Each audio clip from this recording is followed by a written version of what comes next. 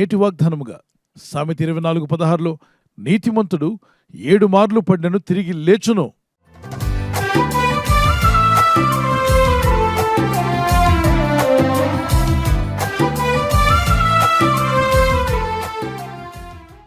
నీతిమంతుడు 7 మార్లు పడినను తిరిగి లేచును అన్నాడు. దాని అర్థం ఏంటి తెలుసా? నీతిమంతుడు అన్నాడు, భక్తిహీనుడు కాదు. దేవునిందు విశ్వాసం ఉంచిన వాడు నీతిమంతుడు. యాకోబు పత్రిక 2:23 అబ్రహాము దేవుని నమ్మిన గనుక అది అతనికి నీతిగా ఎంచబడింది. ఈరోజు నువ్వు దేవుని నమ్ముచున్నావా? దేవునిందు విశ్వాసం ఉంచుతున్నావా? యేసుక్రీస్తు ప్రభువారు సిలువలో నీ కొరకు రక్తం కార్చి ప్రాణం పెట్టి మరణించి తిరిగి లేచాడని, నిన్ను ఆయన ప్రేమిస్తున్నాడని, నీ కొరకు సమస్తం చేసి నువ్వు నమ్మినట్లయితే ఈ వాగ్దానం నీకోసమే. నీతిమంతుడు 7 మార్లు పడినను తిరిగి లేచును. ఆపత్కాలమందు భక్తిహీనులు కూలుదురు. భక్తి లేకుండా జీవిస్తే ఆపద వచ్చినప్పుడు కూలిపోతారంట. అందుకే భక్తిహీనులుగా బతకండి, భక్తి గలవారుగా బతకండి. ఎందుకని భక్తిహీనులుగా బతకూడదు? ఆపదలు ఎప్పుడైనా వస్తే కూలిపోతారు. మరి నీతిమంతులో 7 మార్లు పడినను తిరిగి లేతురు. ఎవరా నీతిమంతులు అంటే దేవుని యందు విశ్వాసం ఉంచిన వారే నీతిమంతులు. యేసుక్రీస్తు యందు విశ్వాసం ఉంచి ఆయన రక్తంలో కడగబడినప్పుడు ఆయన మనల్ని నీతిమంతులుగా మారుస్తాడు. నీతిమంతులు 7 మార్లు పడిన తిరిగి లేస్తారంటే దీని అర్థము పాపములో పడి తిరగమని కాదు. నువ్వు పాపం చేస్తూ ఉండాయన నేను నిన్ను లేపుతూ ఉంటానని దేవుడు చెప్పట్లా. నీతిమంతుడు అన్నాడు, నీతిగా బతికేవాడు, నీతిగా జీవిస్తున్నవాడు. ఒకవేళ మీరు ఆర్థికంగా పడిపోయి ఉంటే ప్రభు దగ్గర ప్రార్థించండి. మీరు పడిపోయిన స్థితుల నుండి దేవుడు మిమ్మల్ని లేవనెత్తునుగాక. ఒకవేళ ఆరోగ్య విషయంలో పడిపోయి అనారోగ్యం పాలై ఉంటే ప్రార్థించండి. మీరు పడిపోయిన స్థితి నుండి ప్రభు లేవనెత్తునుగాక. మరణ పడకల మీద నుండి ఎంతో మందిని ప్రభు లేవనెత్తాడు. హిజ్కియా అనేటువంటి రాజు రేపు నువ్వు చనిపోతున్నావని చెప్తే ఆయన గోడవైపు తిరిగి ఈ దేవుని దగ్గర మొరపెట్టి ప్రార్థించి కన్నీళ్లు కరిస్తే దేవుడు తన ప్రవక్తను పంపిస్తాడు. వెళ్ళి చెప్పు, 2 రాజులు 20:5 నీవు కన్నీళ్లు విడిచుట్టు నేను చూచితని, నీ ప్రార్థన నేను అంగీకరించున్నాను, నేను నిన్ను బాగు చేసేదను. 3వ రోజున నువ్వు లేస్తావు, లేచి నడుస్తావు. ఎక్కడికి నడుస్తావు తెలుసా? నేరుగా దేవుని యెహోవా మందిరమునకు వెళ్ళి ఆయన స్తుతిస్తావు. దేవుడు మనల్ని లేపేది, ఆరోగ్యం ఇచ్చేది ఎందుకంటే లోకంలో తిరగడానికి కాదు.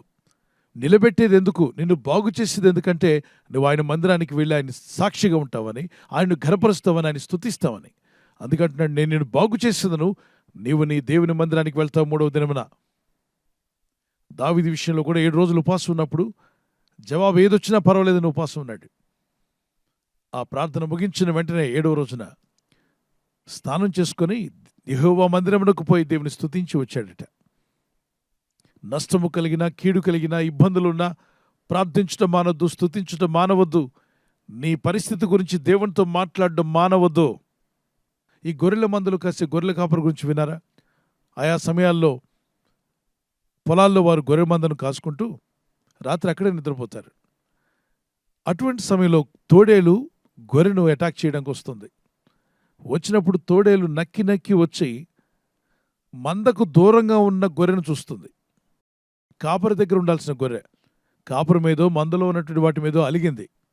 కాబట్టి జరిగి జరిగి మందకు దూరంగా, కాపరికి దూరంగా పడుకుంది.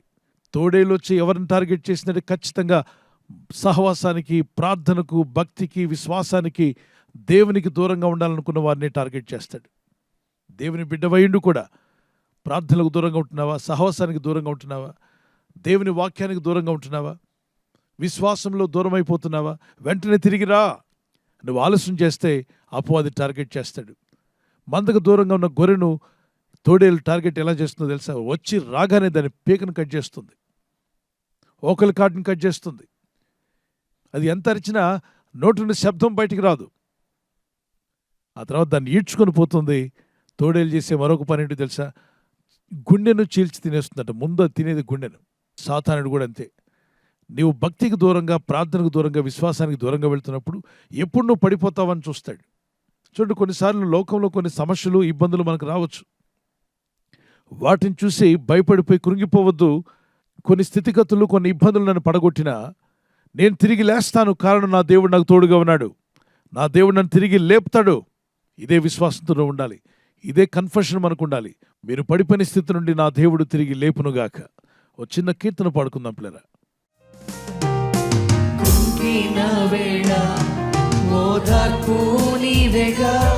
నన్ను ధైర్యపరచే నా తోడు నీవేగా. కృంగిన వేళ ఓదార్పు నీవేగా, నన్ను ధైర్యపరచి నా తోడు నీవేగా. మరువగలనా నీ మధుర ప్రేమను, మరువగలనా నీ మధుర ప్రేమను, యేసు నా జీవితాంతము,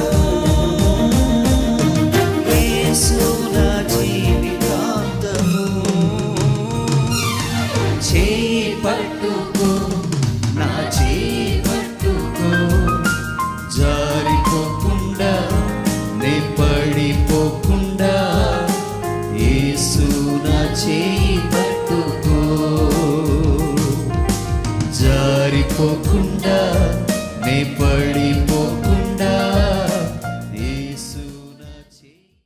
మీరు పడిన స్థితి నుండి నా దేవుడు మన దేవుడు లేపి మిమ్మల్ని స్థిరపరచునుగాక. ప్రార్థన చేసుకుందాం. పరిశుద్ధమైన మా పరలోకపు తండ్రి, మేము విన్న ఈ వాక్యం పట్టుకుని ప్రార్థన చేస్తున్నాం నాయన. నీ ప్రజలు ఎవరైతే పడిపోయిన స్థితిలో ఉన్నారో, ఆత్మీయంగా, ఆరోగ్యపరంగా, ఆర్థిక విషయాలు ఎక్కడ ఏ స్థితిలో పడిపోయినా, వారు కానీ వారి బిడ్డలు కానీ పడిన స్థితి నుండి వారు లేచుదురుగాక. లేవనెత్తువాడు నీవేనాయన. వారి దోషములను అతిక్రమలను ఒప్పుకొని విడిచిపెట్టుచుండగా నీ కనికరం చొప్పున వారి పాపములు క్షమించి వారి పడిన స్థితి నుండి వారిని లేవనెత్తుము నాయన. వారికి వారి కుటుంబాలకును, వారి పిల్లలకు, సంఘాలకు, పరిచర్యలకు, దైవదాసులకు విరోధంగా పనిచేస్తున్న చీకటి శక్తులను గద్దించుము నాయన. ఈరోజు ప్రార్థించి ప్రయత్నించబోతున్న శంకుస్థాపన అయిన, గృహప్రవేశమైన, ఒక బిజినెస్ ప్రారంభిస్తున్నా, ఉద్యోగ ప్రారంభానికి వెళ్తున్నా, ఒక మంచి కార్యక్రమాన్ని ప్రారంభిస్తుండగా, నేను వారి బిడ్డల వివాహం కొరకు ప్రయత్నాలు చేస్తుండగా, వారు చేస్తున్న ప్రయత్నాలు ఫలించలాగున మీ దూతలకు ఆజ్ఞాపించండి. ఎవరైనా హాస్పిటల్లో ఉన్నా, ఐసీయూలో ఉన్నా, ప్రభు ఎవరైతే సీరియస్ కండిషన్లో ఉండి బాధపడుతున్నారో వారికి యేసు నామములో స్వస్థతను అనుగ్రహించండి. మీ గాయపడిన హస్తమును చాపి వారికి ఉన్న సకల రోగాల నుండి విడుదల ఇచ్చేయి. వారిని లేపి నడిపించడాన్ని సాక్షులుగా నిలబెట్టుకోండి. ఈ ఉదయకాలం ప్రతి రోగి యేసు నామములో స్వస్థత నొందునుగాక.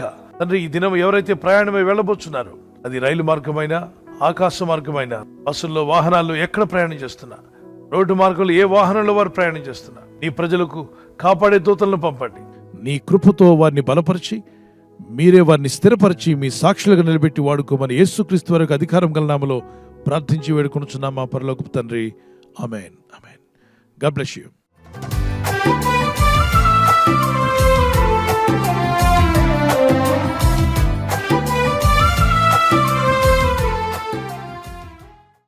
బర్త్డే జరుపుకునే వారికి happy birthday to you, many more returns of the day. ప్రభు కృప మీకు తోడై ఉండుగాక.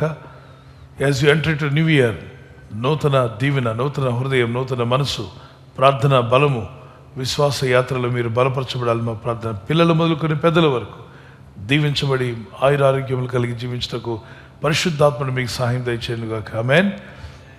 మీకు వాగ్దానము ద్వితీయ దానియేలు గ్రంథము 11:32. Book of Daniel chapter 11:32. తమ దేవుణ్ణి ఎరిగిన వారు బలము కలిగి గొప్ప కార్యములు చేస్తారు. People that do know their God shall be strong and do exploits.